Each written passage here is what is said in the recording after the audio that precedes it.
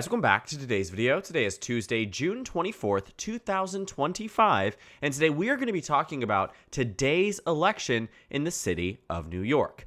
A city that represents over 8 million people in the United States, larger than over 38 states across the country, has a Democratic primary that is likely to dictate who the next mayor of this city might be. And what we are analyzing today isn't the results that we are going to get this evening, but the results that we have already started to see pour in over the past couple of weeks as early voting ramped up for this Democratic primary, and it concluded yesterday.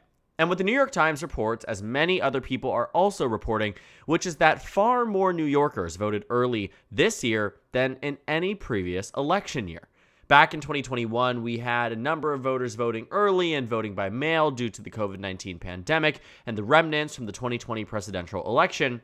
But this time around, nearly twice, more than twice, of the New York City voting electorate has voted early and in person than in the 2021 election. Less voters are voting by mail, and what we are finding is that a huge chunk of those voting this time around skew a lot younger than in traditional years. And the reason why this matters is because in elections, and before we actually get the results, we very often spend a lot of time trying to read the tea leaves, trying to really understand some of those signs that we get early on. Is this good news for Democrats? Is this good news for Republicans? And in this case, is it good news for Andrew Cuomo, or is it good news for Zohran Mamdani?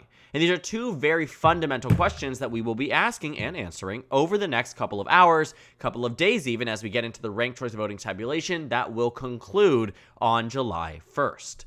As a side note, I've been quite sad to know that inviting all my friends over this evening to take a look at the New York City mayoral race results as a watch party, that we'd only be dealing with the first round of voting. So we'll generally have an idea this evening, but if you've been excited to find out who the next mayor might be tonight, chances are that's not going to happen. They need time to get all of the mail-in ballots and everything tabulated, which they will release at the same hour, at the same time, just July 1st. So a bit of waiting. I know it's a bit disappointing, but getting back on track here, talking about what the purpose of this video was, to say that at least on initial indication, the numbers suggest that the early voting does favor Zohran Mamdani, especially this younger voter aspect.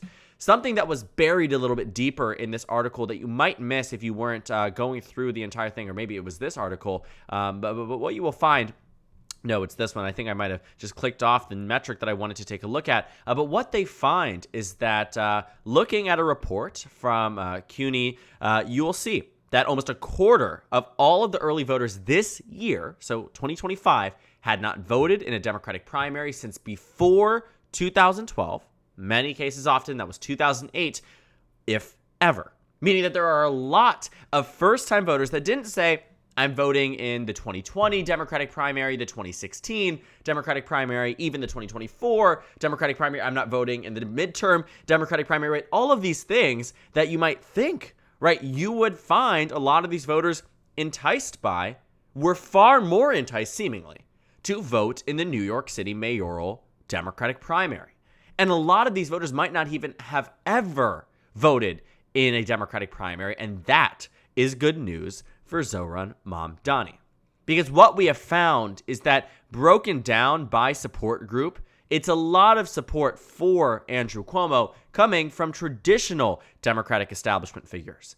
When you're taking a look at the U.S. representatives who have endorsed him, President Bill Clinton, you have very big names in New York politics and across national Democratic politics that have come in, swooped in, and said, Andrew Cuomo is the person to meet this moment. On the flip side, for Mamdani, very much represents that disgruntled, apathetic, traditionally speaking, voting group that says that they are low propensity because they don't believe politics works for them. And that's where you saw that drive in from AOC and Bernie Sanders, who represent, again, a more left-wing vision for the country, for the state, for the city, endorsing Mamdani. And so it is this very strong generational divide here that we are seeing, where younger voters are backing Mamdani, older voters are backing Cuomo, traditional establishment Dems are backing Cuomo, more progressive, outside of the box and party apparatus, Democrats are endorsing Mamdani and voting for him. So it's all of these different things that are now conflicting and in direct contrast with each other, as this race has now ended up becoming a two-way race. Now, to the point about what actually is happening and the numbers we are seeing you have to take the first look at the early voting in the Democratic primary by age. You can really see that a huge chunk of this voting electorate is younger. Nearly half of all of the voters in the early voting come from ages 44 or lower, right? Over a third of all of the early voters in this Democratic primary come from voters aged 34 or lower, meaning that a third of these primary voters are not even eligible to be president of the United States by age requirement. Fundamentally, a massive shift in a direction that Democratic primaries typically do not see. You take a high school civics course. What do you remember? What do you know? Who votes? Wealthier voters vote at a higher rate. White voters vote at a higher rate, right? What do you find? Older voters vote at a higher rate. What you will find, traditionally speaking, is that as you get older in age group, despite young voters making up a huge portion of the electorate, you will find that on demographic by age, it is traditionally older voters. And to see these numbers come not just from younger voters who decided that they're going to lock in and vote as they normally do, a lot of these voters are younger voters who don't vote and are voting this time around, based on the data points we've been looking at, for Zohran Mamdani. And taking a look at the numbers here for the New York City final early vote tally, if you take a look at it by borough, you will find the numbers to be actually quite good for Mamdani. Now, this morning, we have our first tabulation released at 9 o'clock in the morning. It's 11:51 a.m. I should have waited to record this video, but in 9 minutes, we will get another update on New York City election day turnout. And while the numbers are, in comparison, better for Cuomo than some of these other early voting numbers, they aren't as good as they need to be to really lock in that victory. Now, I've been maintaining Cuomo is still on track for victory. I know it very much seems like the momentum is on Mamdani's side, but there are some fundamentals about this race that unless there is a massive turnout collapse, which the 12 p.m. number should be an indicator for, but also later on the day, as we get more numbers out, will be a better indicator. So I didn't want to wait just hours before poll closing, and then we'll get the results, and then this video will largely be a wash. I want this out by 12:30. The point is, though, that looking at these data points, I wouldn't feel super comfortable being Andrew Cuomo. It might work out. It very well could work out. But Mamdani winning is just a coin toss at this point. I think Cuomo has it because I do not see metrics that say that turnout is entirely collapsing. But hour by hour and day by day over the past week, I have gone from Mamdani at a 5% chance of victory to a 45% chance of victory. And the facts remain that those things are tangible and can be found in elections. And when you take a look at the mayoral primary turnout by borough, you'll find that a lot of these areas, in terms of comparative to last cycle, to 2021, it's good for Zohran Mamdani.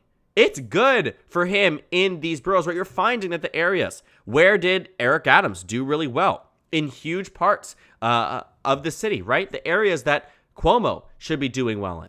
But in terms of actual turnout, look at Manhattan, a huge progressive population there, 202%. 202% relative to 2021. You know, looking at that, that's good for Cuomo. Sorry, that's good for Mamdani. When you take a look at the flip side, though, Staten Island and the Bronx, yes, tracking for more than 2021, but it isn't good necessarily that it's at 136%. Not at all, right? Not at all.